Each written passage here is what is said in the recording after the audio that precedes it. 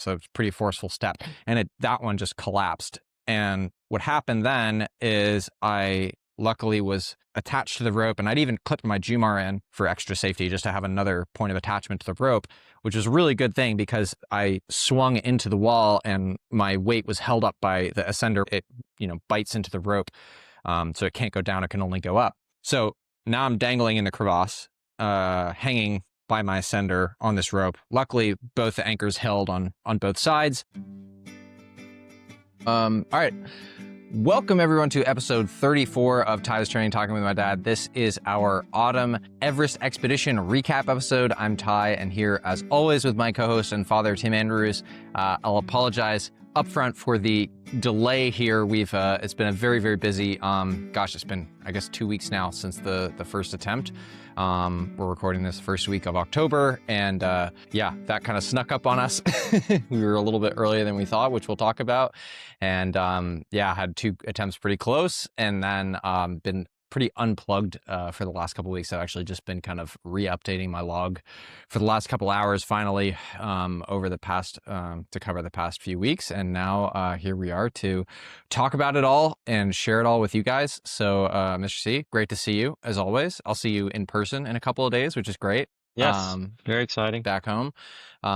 Excited to see you guys, and excited to, you can see my tropical attire here and urban backdrop. It's very different than last time we talked when I was in Kare and my puffy jacket.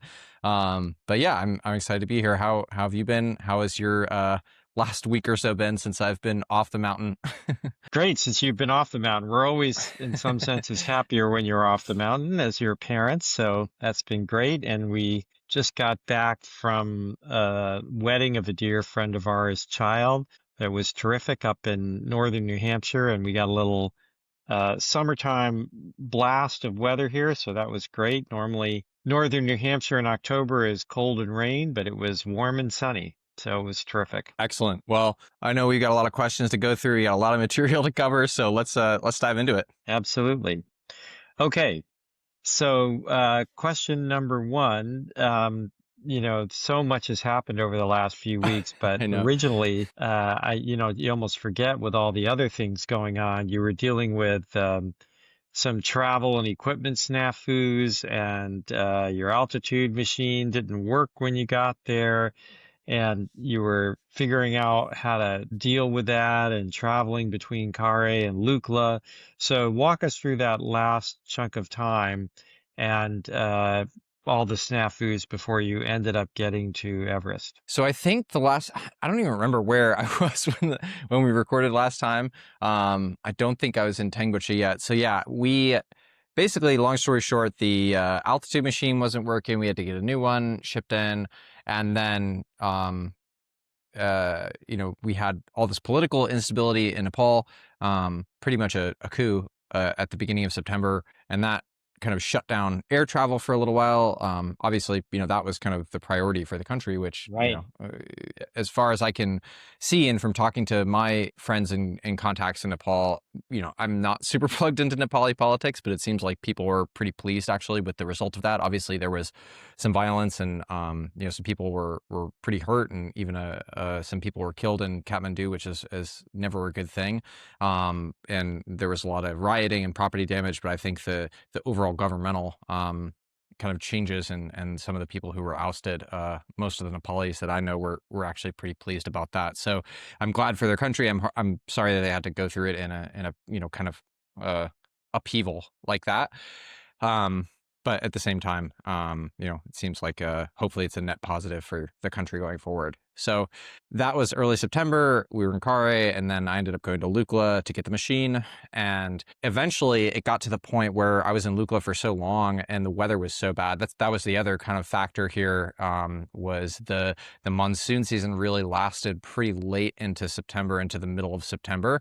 And so it was pretty hard to move around between Kathmandu and Lukla and Kare and all these places. And I guess the final piece of the puzzle was Dawa Stephen was telling me that the route on Everest by the rope fixers was actually going to be ready much earlier than we thought. I think originally on my calendar I had October 1 through 7 as kind of the summit window that I was looking at.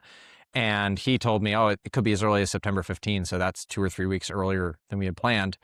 And all of a sudden, that date was really looming overhead. And we were worried about, okay, if I go back to Kare with this altitude machine that I picked up in Lukla, suddenly, what if we're just stuck there with like a week of bad weather? Or not even bad weather, but just clouds. If it's cloudy at 5,000 meters, then you can't fly anywhere. And then, it's quite a long walk from Everest Base Camp from Kare to Everest Base Camp. So didn't want to get stuck there, Yeah. so ended up in Lukla for a few days, and then walked up to a town called Tangboche, which is famous for a really big Buddhist monastery. It's, I think, probably the biggest one that's in the Khumbu Valley. Amazing views of Everest and Ama Dablam there.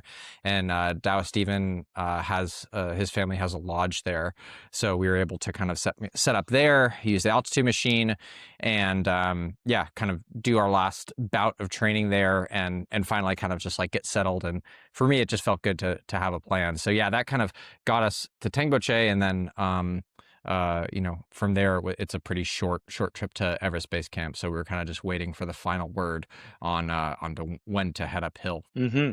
Yes, and I remember all the craziness with the altitude machine and having it break and getting a new one. And then I had actually already forgotten about the fact that there was a overthrow of the government and a shutdown of air Yeah, travel, just a lot of crazy stuff. a lot of I'm stuff going glad at on least it's settled down now for the people of Nepal. for sure. Um, yeah. And then the weather was tough. I remember that too. You were very depressed for a while up in Kari because it was so Yeah. foggy and rainy all the time, right?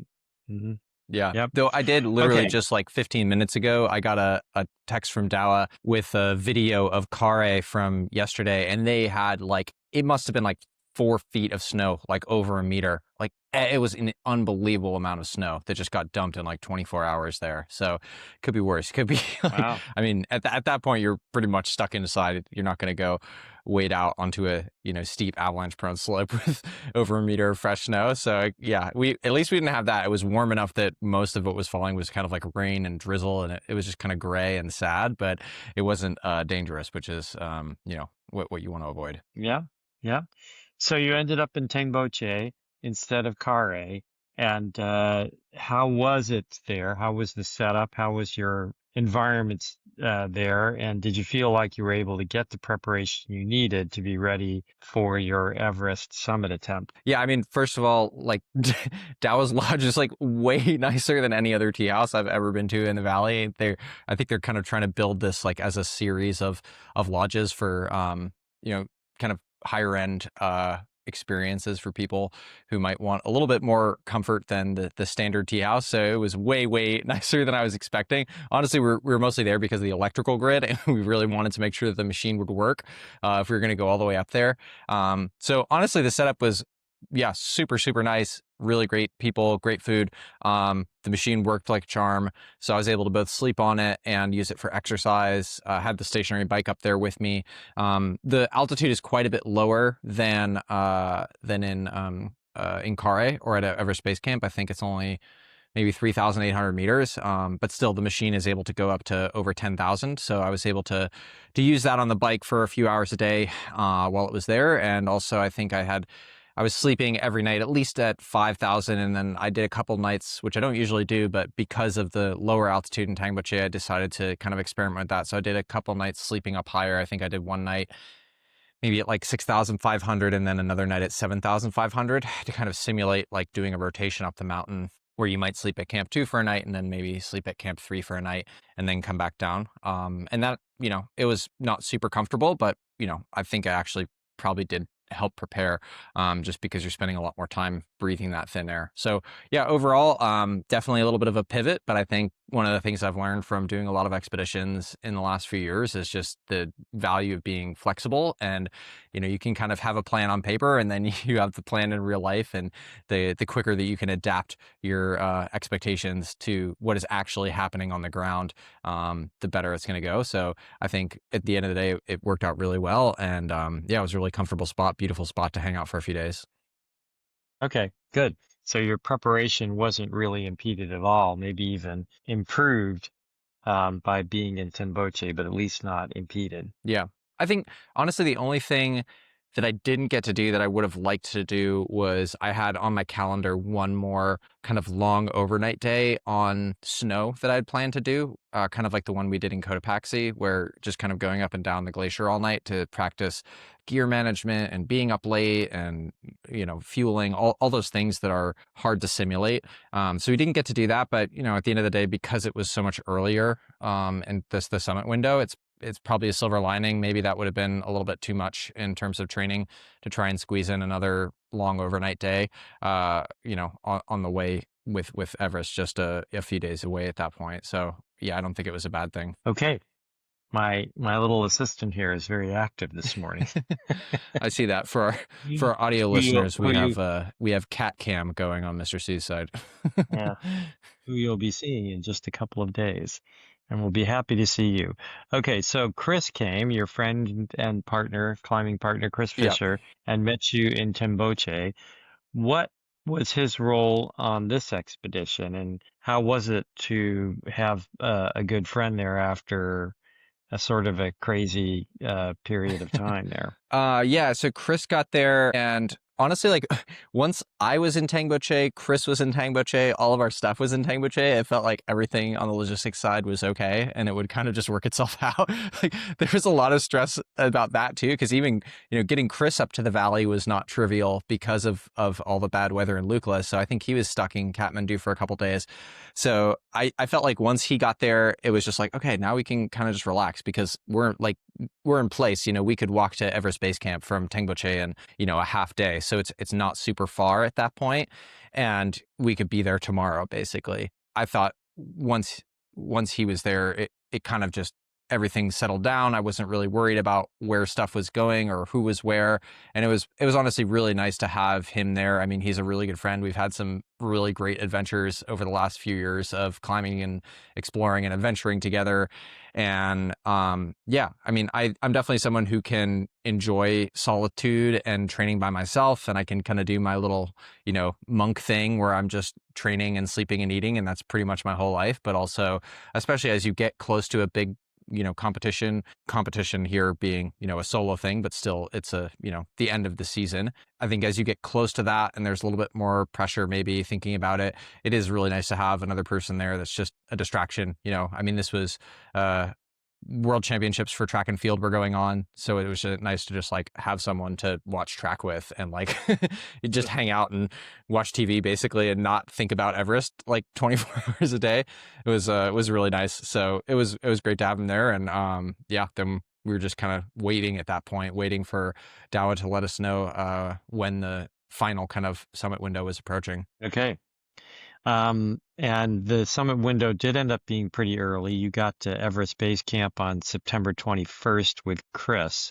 So what was the plan at that point? And tell us what it was like to be back at Everest Base Camp for the first time in a while. Well, I'll answer the second part first because it was really different from the spring. In the spring, EBC is basically a small town. There's, I think, probably close to 1,000 people there.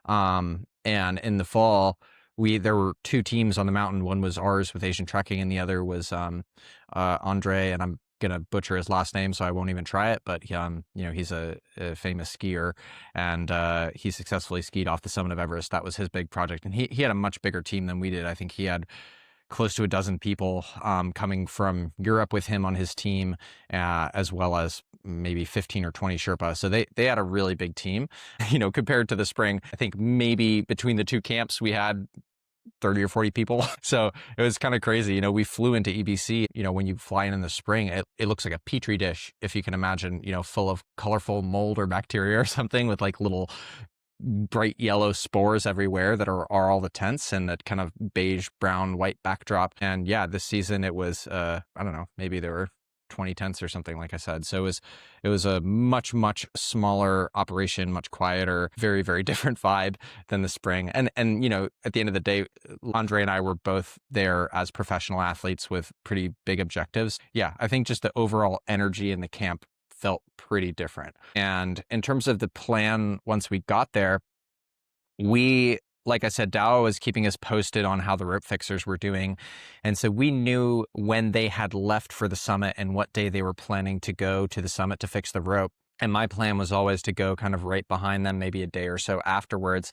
Really, we didn't, what we really didn't want to do was, get all the way halfway up the mountain if they hadn't gone all the way to the summit and then realize that and have to turn around and come back down.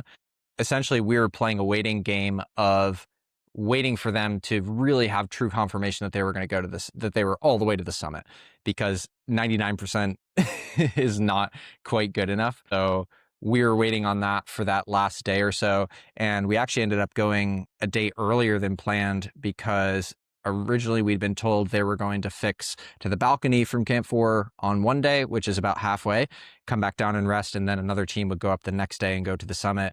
But when they got to the balcony, they basically just kept going, and they had a rotating team of people who were breaking trail and setting the rope. And Andre was following them, and they made this massive, I think it was like an 18-hour push from Camp 4 all the way to the summit. So we knew about that. I think it was literally the day that we flew into Everest Base Camp. So we flew in the morning. By about noon, we were pretty sure they were going to make it to the summit. And then by maybe 1 or 2 o'clock in the afternoon, we got word that, okay, they had reached the summit. And then, it's like, okay, let's lie down for 4 hours, take a nap, and get up and get going at that evening. So it was a very, very quick turnaround. Yeah, for that first attempt, only a few hours in base camp before we were heading up the mountain. Right. And so your first attempt started that same night, the evening of September 22nd. How were you feeling about it going into that attempt? I was feeling really, really good about my fitness and preparation and headspace. I think all that stuff, I was super excited about it. Obviously, there's some nerves and there's always some anxiety about, going through the ice fall and, even parts of the Western Cwm where there's some avalanche danger. But at the same time, I felt my preparation was as good as it could possibly be, especially given kind of the craziness of the first 3 weeks of September, and fitness felt even higher than going into the spring attempts. So that was really exciting. I had heard there was a lot of snow up there.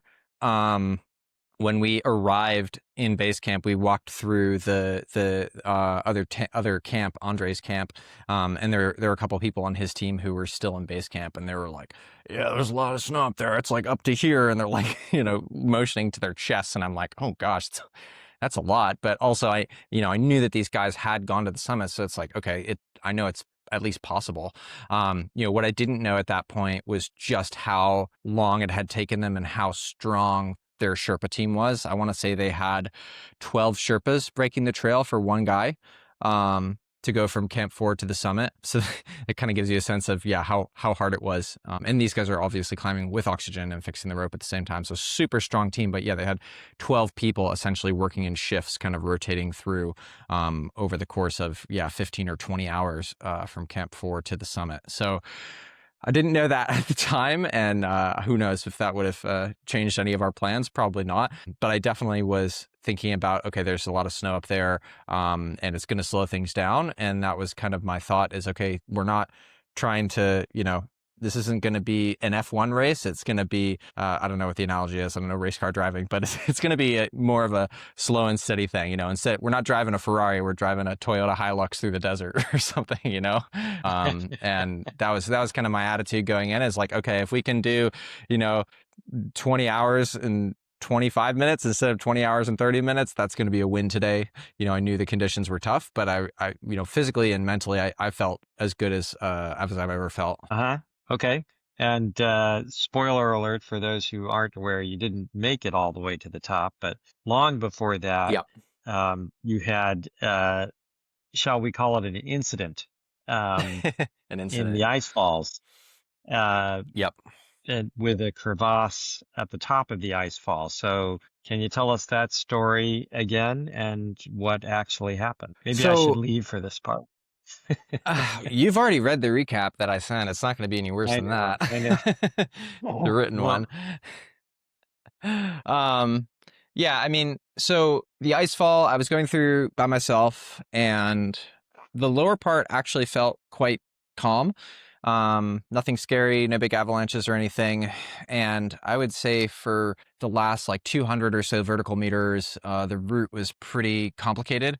There were a lot of tricky little maneuvers over and across various seracs and crevasses in the ice fall, and it definitely felt more precarious than the last season in the spring. The spring just felt a lot more stable and safer in terms of the path that they had laid, which, I think is more about the ice fall than it's about the people setting the route. I think they did as good a job as they can. I think there's more snow. It just is what it is.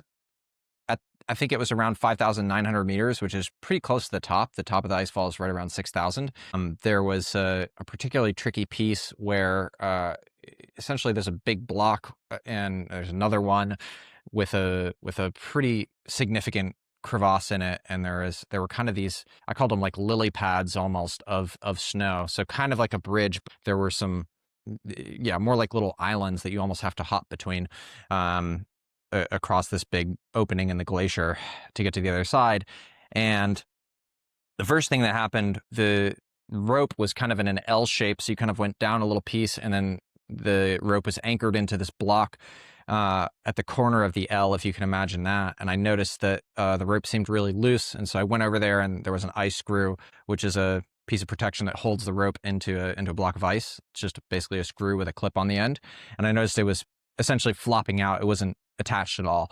So I took it off the rope, screwed it back in, clipped the rope back on. It felt pretty solid because I could see the upcoming piece looked pretty tenuous. So I had that clipped into the rope, and then I'm walking across. I kind of get to the first lily pad, second lily pad, and then you can see there's kind of the far end, and there's like one more lily pad, and I step onto that one. You kind of have to hop again, so it's a pretty forceful step, and that one just collapsed. And what happened then is I luckily was attached to the rope, and I'd even clipped my Jumar in, which is the vertical ascender that we use for extra safety, just to have another point of attachment to the rope, which was a really good thing because I swung into the wall and my weight was held up by the ascender, it's a ratchet tooth device. So it bites into the rope. So it can't go down. It can only go up. So now I'm dangling in the crevasse, hanging by my ascender on this rope. Luckily, both the anchors held on both sides. And the problem that I found myself in, I was actually in a pretty stable position. I had my front points of my crampon on the wall. I had my ascender. So I actually had, 3 points of contact with the wall, which is not terrible. The problem was that my rope had essentially flossed through this kind of like overhanging piece of snow. So there's some kind of almost a little roof above me. And yeah, if you can imagine like a piece of floss going between teeth, the rope had just cut through that roof. And what that meant was I could pull my ascender up a little bit, but then it hits the roof. And obviously there's, a foot of snow or something above me. So luckily I had my ice axe, which a lot of people would have made fun of me for carrying on Everest, because it's like, you're just carrying extra weight. You're never going to use this. The Everest route, you don't really need an ice axe because you're almost on a fixed line the entire time, and there's no like vertical climbing or anything.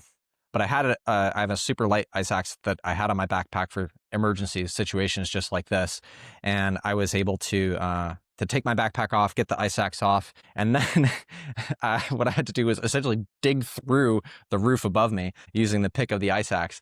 So I'm sitting there kind of like leaning back, my weight's on the rope, my toes are on the wall, and I'm chipping away at this roof above me so that I can squeeze my way through it.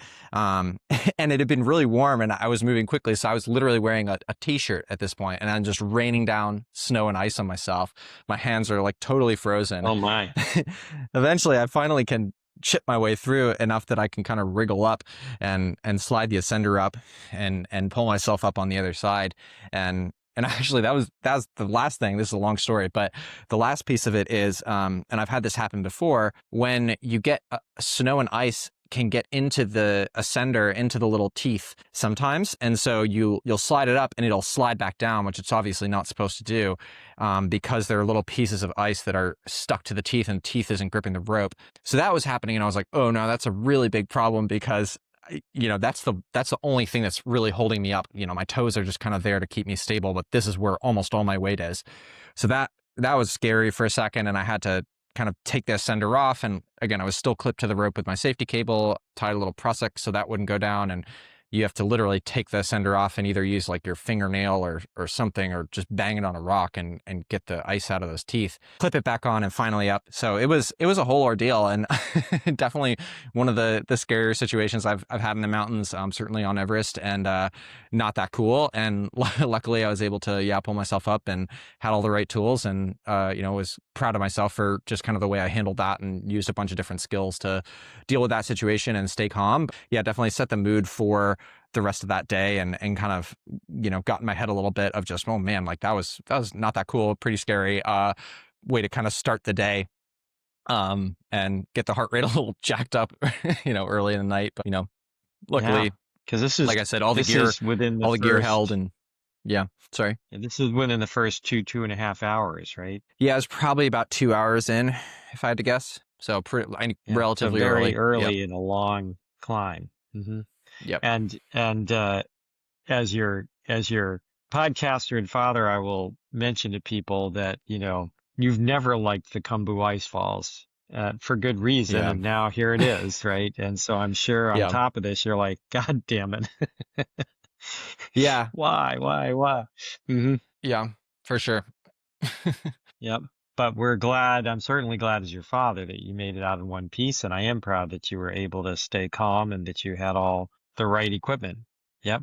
Yeah. Hmm.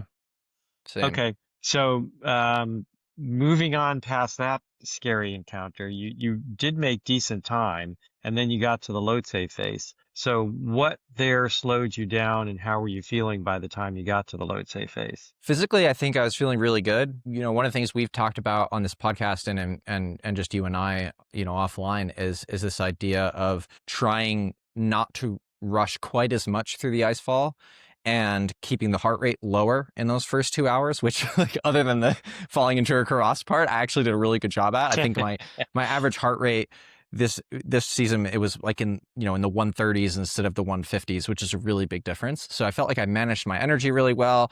I kind of recovered from the scary icefall incident, and yeah, the section from basically the top of the icefall all the way up to the Lhotse face, which is above Camp 2, went smoothly. It was fine. It was super chill. Kind of just let my body calm down, and then once I got to the Lhotse face, I found some pretty unstable snow at the bottom of the face, kind of a big wind slab, which is when you have like a layer of maybe a few inches to up to a couple feet that's harder snow, where you step on it and it will usually kind of crack and slide downhill. And that can be a sign that there's avalanche risk on that face, which the Lhotse face at this point is, gosh, like 1,400 meters vertically. So it's like 4,000 feet of fairly steep stuff. So yeah, obviously you don't want that to slide down on top of you. I was pretty anxious about that.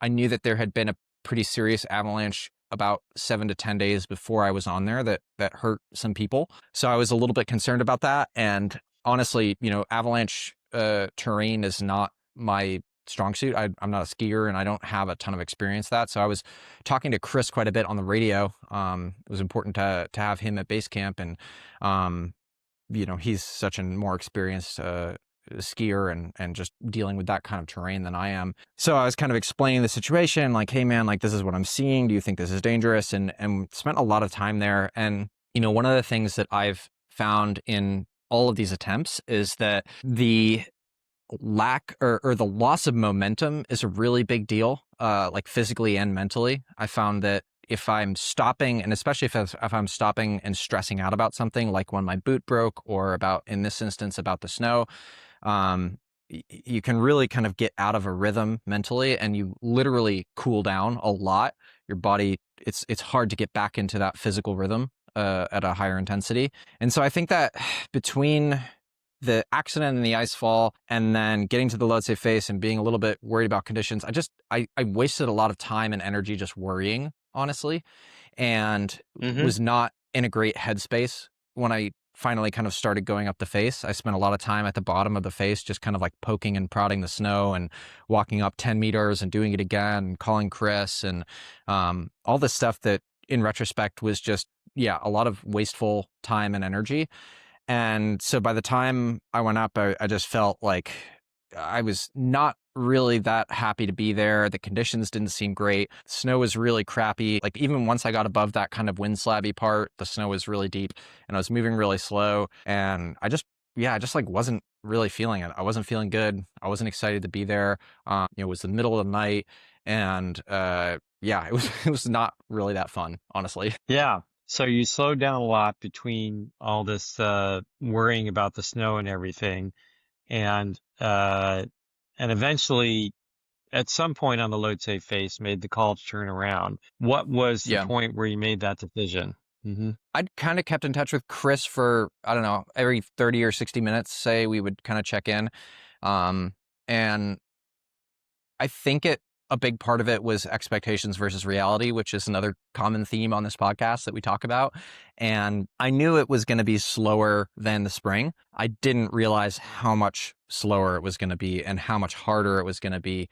And after losing all that momentum, I just never got back into the right gear. Like I never was moving at even in the right energy system, let alone speed. So I was just moving really slowly and feeling really, really bad. And I think I basically gave it until dawn. So I was like, okay, I'm probably going to feel better once the sun comes up and maybe I'll get a second wind.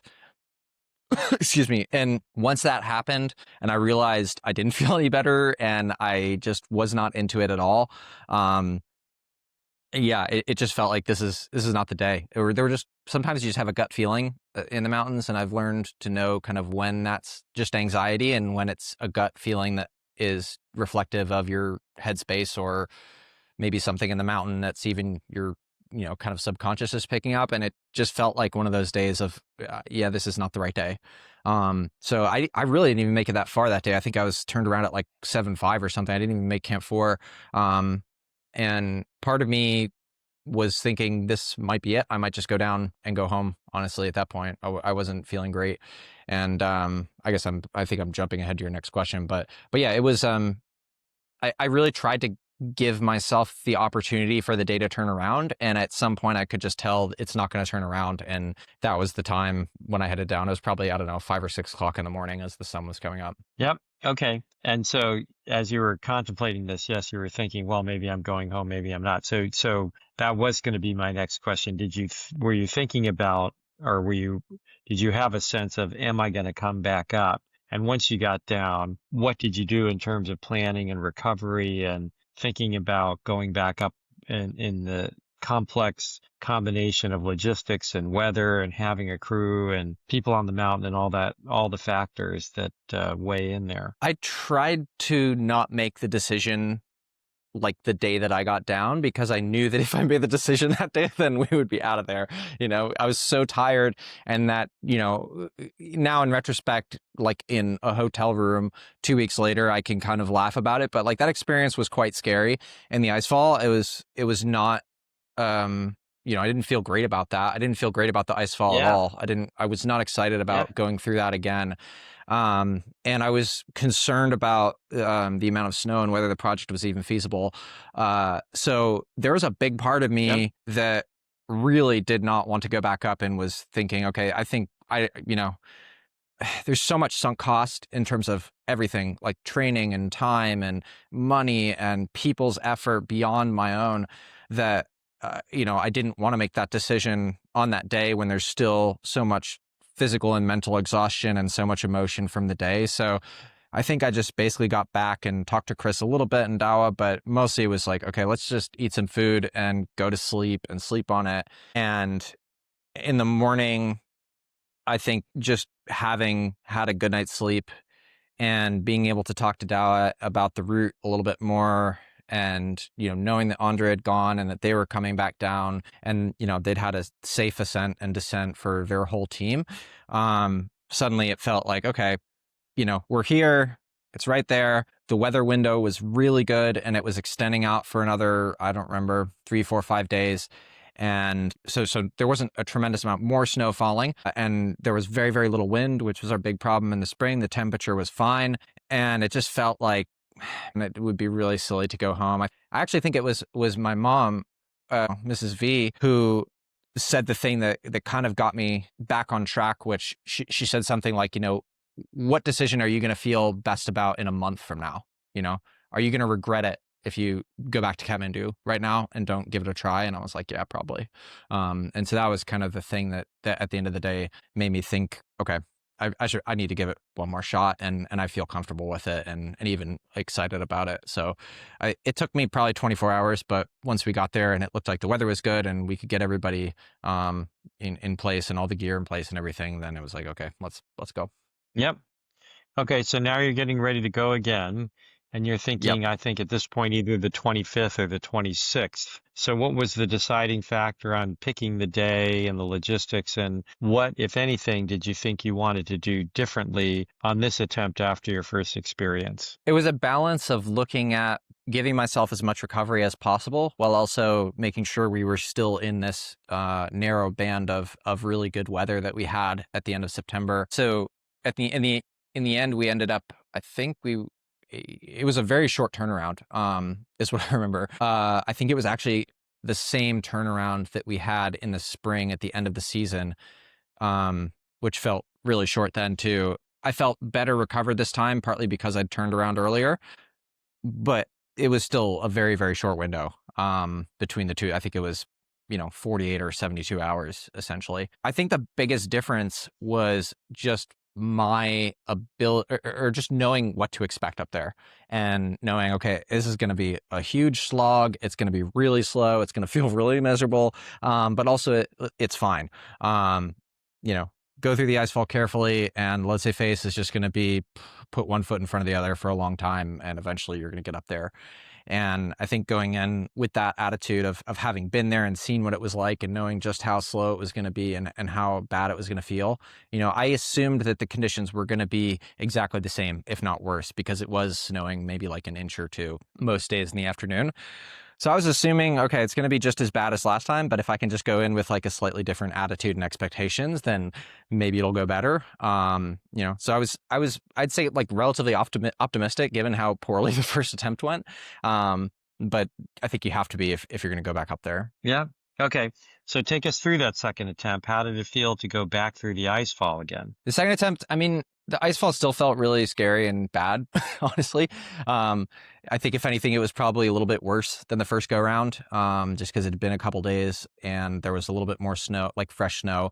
That one spot where I had collapsed that bridge, they had put a ladder over there, so that was better. But there were a handful of places where you had to jump across a crevasse, and I was like, I am not 100% sure that I can jump that far, like in all this gear.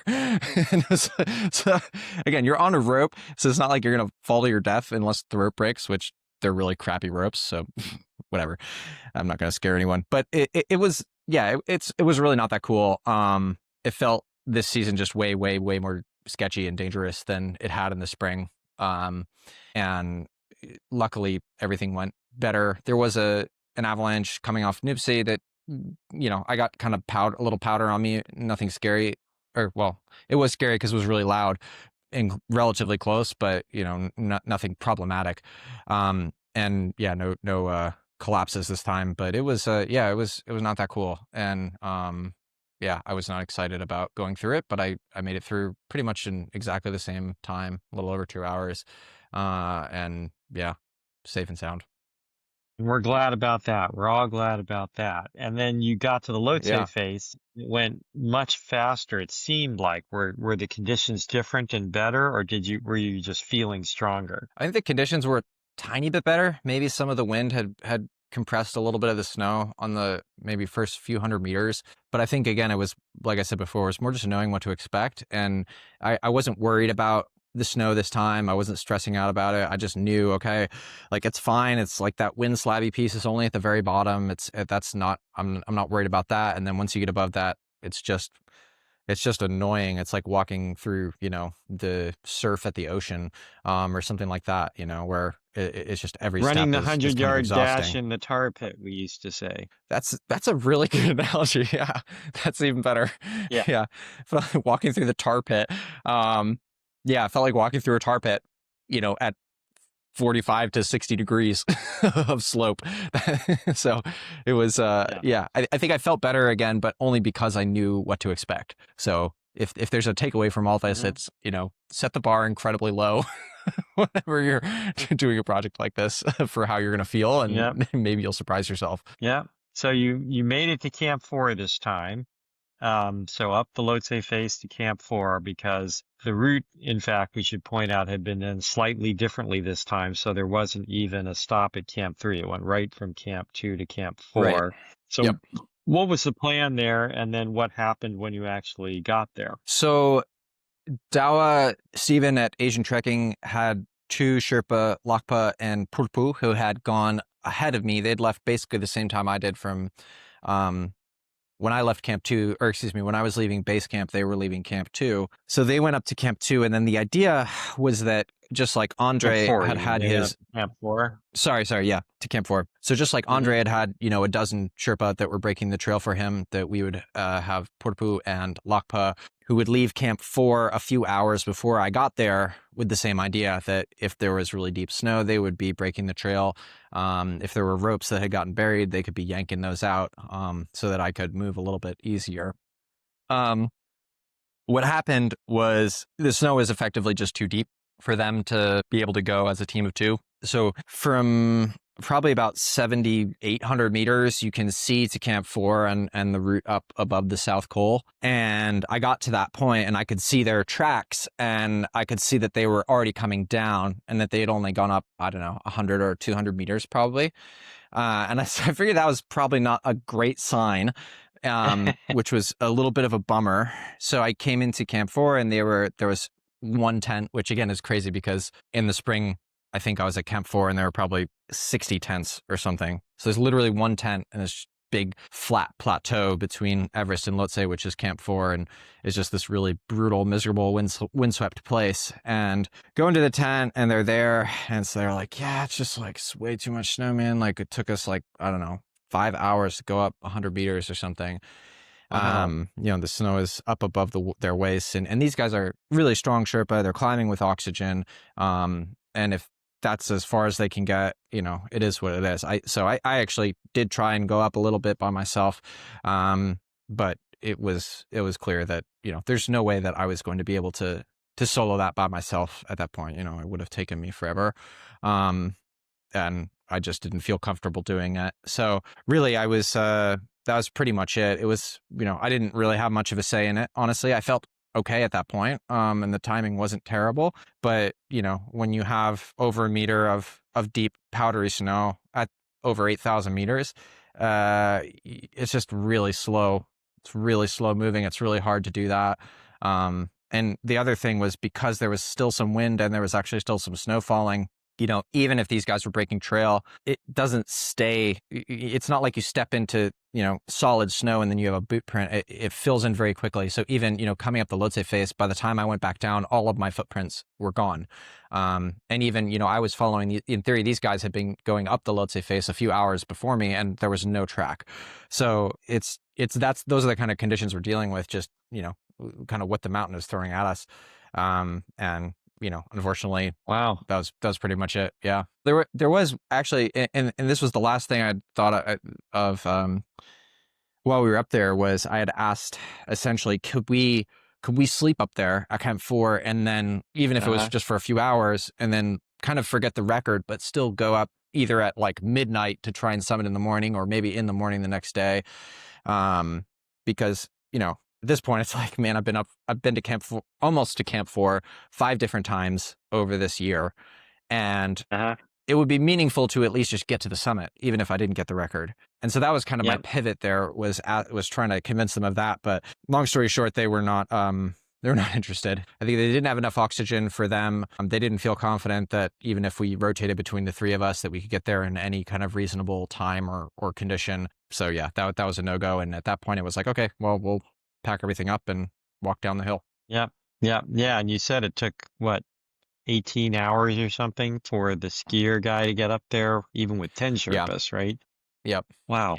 Yeah, it's hard for us it's hard to fathom that and understand it because, anybody who's been in deep snow, you know how difficult it is to move through. But, Yeah. you know, 18 hours to go what seems like a very short distance, although of course without oxygen makes a big difference too. So there's all these factors that come into Yep. play. Yep. So And we're Andre was also sorry. climbing without gas to give him some credit, you know. And also he was the guys were fixing so they were putting the ropes in as they were going up, so that's going to be even slower That than, you slowed know, it what we down. would be trying to Right. do. Because you have to build put in an anchor every, few hundred meters or even less than that, every maybe 50 to 100 meters. So it's an even Yep. slower process, but yeah, it does give you a sense of the scale. It was going to take us a really long time. Yep. Okay. So all the options are exhausted now. Now you just have to turn around and go all the way back down to camp two at least. And you ended up staying the night at camp two. And that night Yeah. sounded brutal, especially brutal, including some very serious hallucinations, again, because you had them in the spring when you were up Yeah. near the top. So tell us a little bit about that and how you've learned to deal with these extreme levels of hypoxia and fatigue. Because you've been The hallu- up for quite a long time at that point and gone most of the way up the yeah. mountain and most of the way back down. Yeah, the hallucinations is an interesting one, and I haven't figured out quite how to deal with that yet. And I think it's a combination of hypoxia and fatigue, because I've had times where I've been very hypoxic and not had it when I maybe haven't been quite as tired, and then I've had times where I've been really tired but not at super high altitude and had similar hallucinations. So I think it's kind of the perfect storm when you have, pulling an all-nighter and a lot of exertion, and you're in a really hypoxic state is when stuff seems to be most intense. But I remember walking into camp two, and it had gotten dark by that point. So this is like now the second night essentially of being awake, and coming into to camp two, which is on this flattish piece of glacier, but there's a bunch of kind of like rolling little bulgy things on the surface, and seeing what looked like it felt like I was on the beach almost. Like it looked more like beach sand than snow, and these bulges looked like creatures to me, which was pretty interesting. Wow. And generally, just my brain was getting really creative, which was not super comforting. I'd look at the trail maybe like 10 or 20 meters in front of me, and there would just be like stuff in the trail. Like I don't even know what it was, but it looked like someone had just like dumped a cardboard box full of junk or something. And then I would get there and it would just be like kind of the texture of the snow that, again, my brain had gotten creative with. So yeah, some weird kind of like whale-like creatures, like beached whales on the sides of the trail, and a bunch of stuff in the trail. And Camp 2 is a weird one because people leave stuff there during the off season. So there actually are like giant piles of stuff with like a huge tarp over them. And it was really hard to actually find Asian Trekking's camp once I got there. I remember I had to call them on the radio because I literally couldn't figure out, like, is this a real tent or am I imagining this? And eventually, a guy from the camp came and got me, and I had some rice and soup and went to bed. And it was a really rough night and just felt terrible, barely slept, and was still seeing stuff in the morning, and really didn't stop until, I think it was later that night when I got back to Kathmandu and finally like passed out for a few hours in a bed at sea level. But it was pretty concerning. Yeah. And it's definitely like, I don't know how to practice that because it's a really hard thing to simulate. But yeah, Not it clear it's was, healthy to simulate it yeah, either. I'm not sure either. I think, but well, you could try and practice preventing it, I guess, and see if there's things you could do. I don't know if can you combat that with like with caffeine or maybe more fueling or I don't something know. like that. But it was not, yeah, it was a very Yeah, odd one of those experience walking sensory into camp. deprivation chambers, maybe.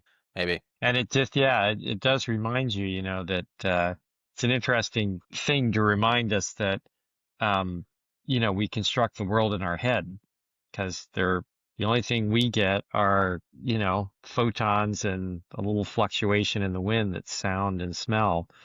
And True. then we construct the world inside our head. And, if there isn't enough sugar, if there isn't enough oxygen, anything goes wrong in there, then the construction goes awry.